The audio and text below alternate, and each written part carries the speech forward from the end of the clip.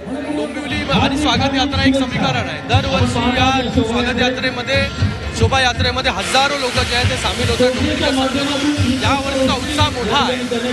मोठ्या प्रमाणामध्ये लोक जे आहेत ते सहभागी झालेले आहेत. यावर्षी वंदे मातरमला देखील 150 वर्ष पूर्ण झाले आहेत. यावर्षी राष्ट्रीय स्वयंसेवक संघाला देखील 100 वर्ष पूर्ण झालेले आहेत.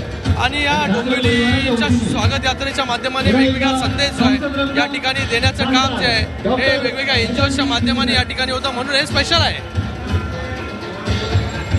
श्रीकांतजी, खरं तर नववर्ष आहे हे. नव्यानं बातम्या येत आहेत ते म्हणजे केंद्रीय मंत्रीपद तुमच्या गळ्यामध्ये पडू शकतंय. जर मिळणार असेल तर काय वाटेल? तुम्हीच या ठिकाणी या सगळ्या बातम्या लावतात. बघा, आम्ही कुठलाही उद्देश किंवा काय मिळेल याच्यासाठी शिवसेना कधीच काम करत नाही. कार्यकर्ता जो हा काम करत असतो, लोकांचं चांगलं कसं हो, लोकांना चांगल्या फॅसिलिटीज कशा मिळव, माझ्या मतदारसंघामध्ये नवनवीन सुविधा कशा मिळाल्या पाहिजे यासाठी आम्ही लोक काम करत असतो शिंदे साहेबांच्या मार्गदर्शनाखाली.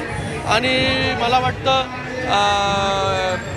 काय मिळेल याच्यापेक्षा आपण काय करतोय हे महत्वाचं आहे. संसद रत्न हे टायटल तुम्हाला आहे. काय डोंबिवलीकरांसाठी विजन असणार आहे येत्या काळामध्ये?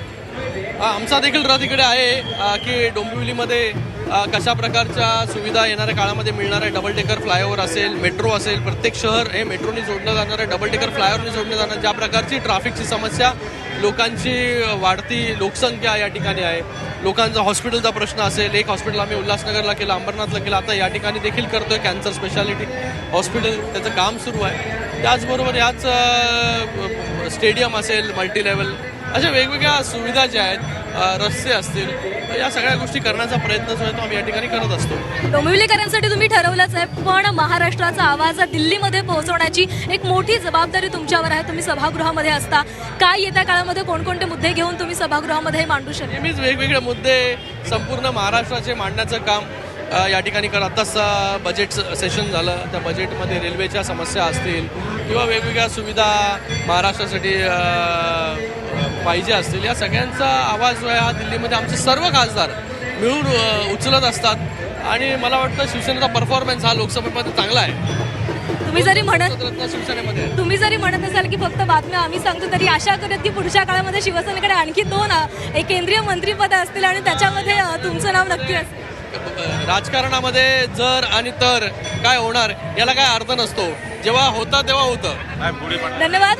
तर हे होते श्रीकांत शिंदे आणि त्यांनी झी 24 तास सोबत बातचीत केलेली आहे. डोंबिवलीसाठी आणि महाराष्ट्रासाठी येत्या काळामध्ये अनेक विजन घेऊन ते येत आहेत. त्यांनी आपल्यासोबत संवाद साधलेला आहे. कॅमेरामन सिद्धेशसह प्राची घाणेकर, झी 24 तास, डोंबिवली.